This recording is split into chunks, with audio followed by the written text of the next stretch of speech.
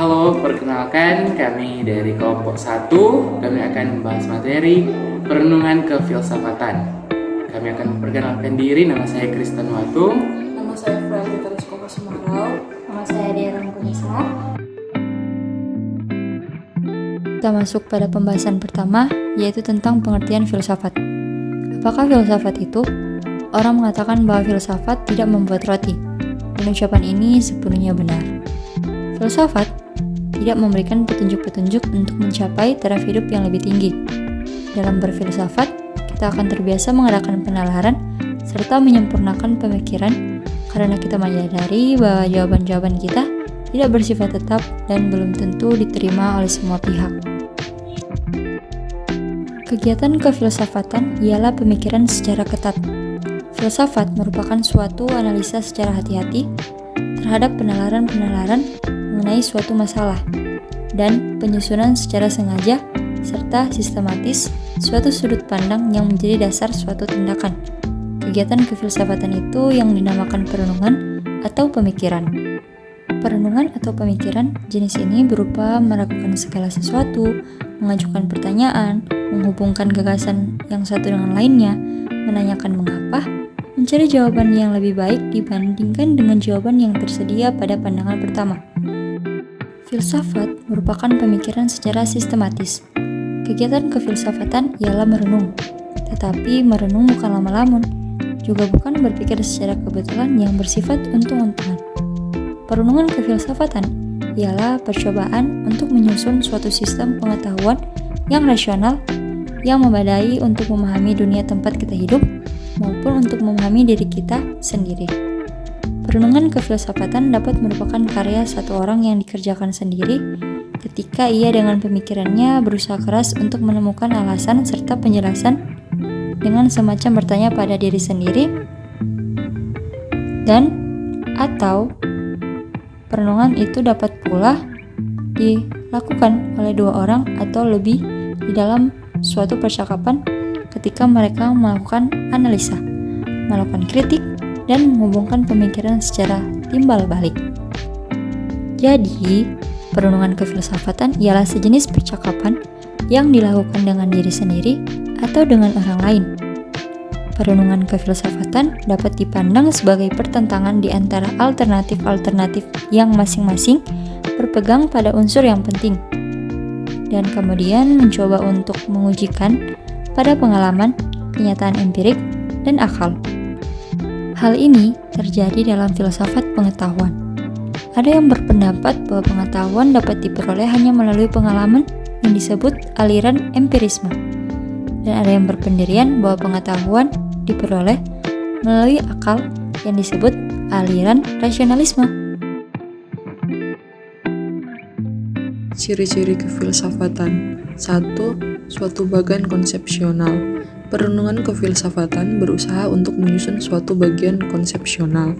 Konsep atau rencana kerja merupakan hasil generalisasi serta abstraksi dari pengalaman tentang sesuatu hal atau sebuah proses.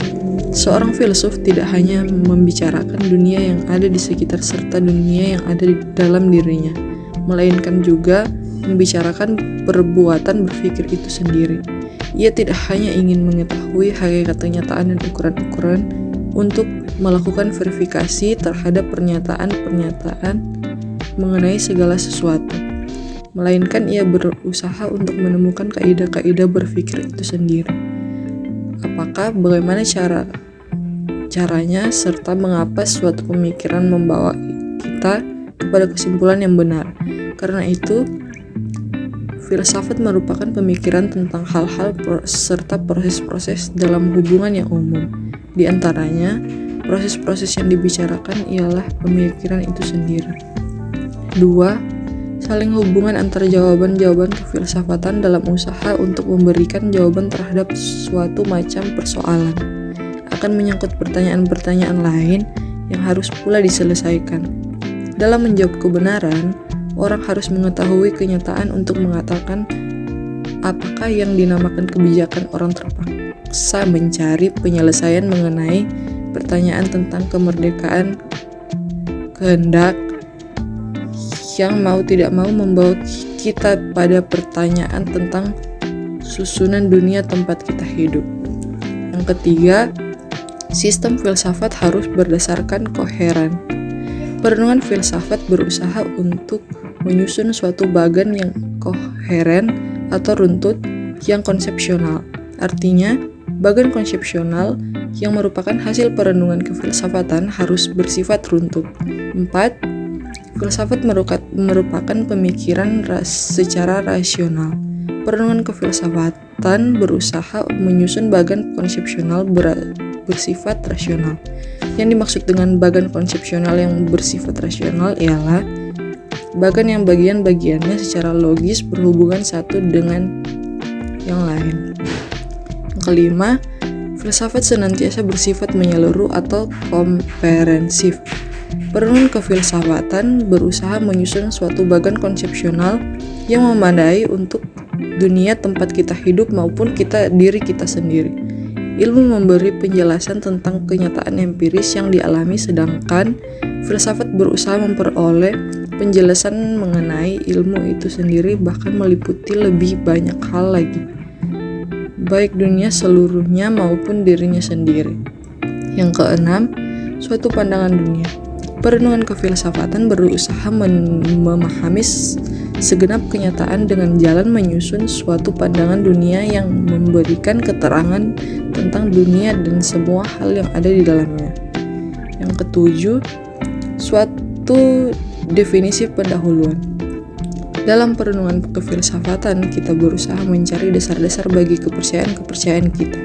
Berdasarkan ciri-ciri filsafat di atas, maka dapat ditarik suatu definisi operasional tentang filsafat, yaitu hasil perenungan kefilsafatan. Perenungan filsafat bisa bermakna pemikiran ilmiah, walaupun ada juga yang membedakannya.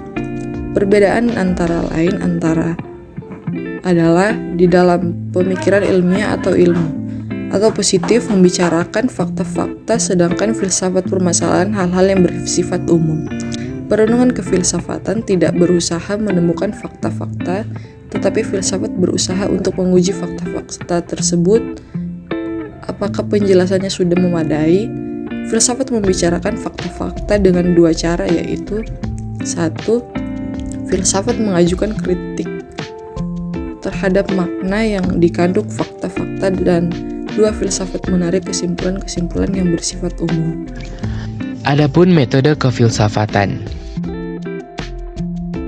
Pertama, tata cara perenungan kefilsafatan. Di dalam berfilsafat, ada 2 metode yang sering digunakan, yaitu analisa dan sintesa. Analisa berarti perincian istilah-istilah atau pernyataan ke dalam bagian terkecilnya sehingga dapat melakukan pemeriksaan terhadap makna yang dikandung. Analisa mempunyai beberapa bagian, yaitu ekstensi dan intensi. Intensi itu sifat-sifat istilah, ekstensi adalah penerapan. Dalam mengadakan analisa perlu melakukan pemeriksaan secara konsepsional atas makna yang dikandung oleh istilah-istilah yang dipergunakan dalam pernyataan-pernyataan yang kita buat. Yang kedua, definisi ostensif. Definisi ostensif ini menunjuk secara langsung makna dari sesuatu yang akan didefinisikan. Terus ada makna yang dikandung oleh pernyataan atau statement. Ada makna tidak identik dengan kebenaran, dan ada filsafat kritik, cabang dari filsafat yang membicarakan tentang makna istilah serta pernyataan dengan memakai metode analisa. Sedangkan sintesa di sini itu berlawanan dari analisa. Sintesa adalah pengumpulan atau mengumpulkan semua pengetahuan yang dapat diperoleh untuk menyusun pandangan. Baru ada juga melakukan penyimpulan. Untuk melakukan penyimpulan ini dibutuhkan perabot-perabot metodologi. Perabot-perabot yang dimaksud di sini itu pertama, logika. Logika itu ilmu pengetahuan untuk menguraikan tentang aturan-aturan serta cara mencapai kesimpulan. Terus ada analogi dan komparasi. Suatu penalaran secara analogi berusaha untuk mencapai suatu kesimpulan dengan menggantikan apa yang kita coba untuk membuktikannya dengan sesuatu yang serupa namun yang lebih dikenal. Kemudian kita menyimpulkan kembali apa yang mengawali penalaran kita tentang sesuatu yang membawa kita kepada kesimpulan. Yang kedua dari metode kefilsafatan ada cara memulai dan melanjutkan dalam perenungan filsafat.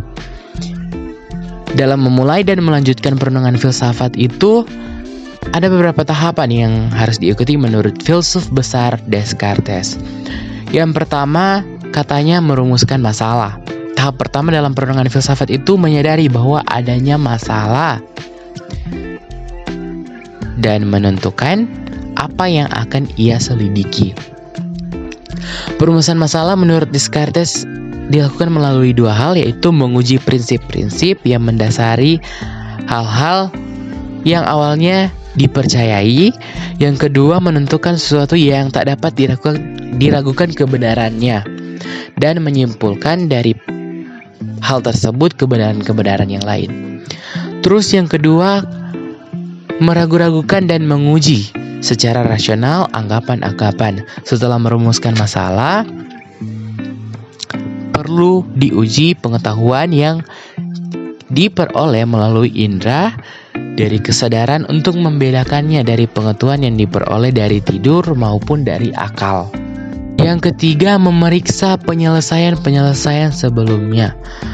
Langkah ketiga ini adalah mengenal apa yang dikatakan orang lain mengenai masalah yang bersangkutan dan menguji penyelesaian mereka. Yang keempat, memberikan hipotesa. Yang kelima, menguji konsekuensi. Dan yang terakhir, menarik kesimpulan. Kesimpulan yang didapati itu bisa bermacam-macam. Yang pertama, ada kemungkinan masalahnya bukan masalah yang bermakna. Yang kedua, masalahnya mungkin bermakna tetapi tidak bisa dijawab. Ketiga, masalahnya mungkin terjawab dengan mengiyakan atau mengingkari. Yang keempat, masalahnya mungkin dijawab dengan menerima suatu hipotesa. Dan yang kelima, masalahnya dapat dijawab secara penggambaran situasi atau proses.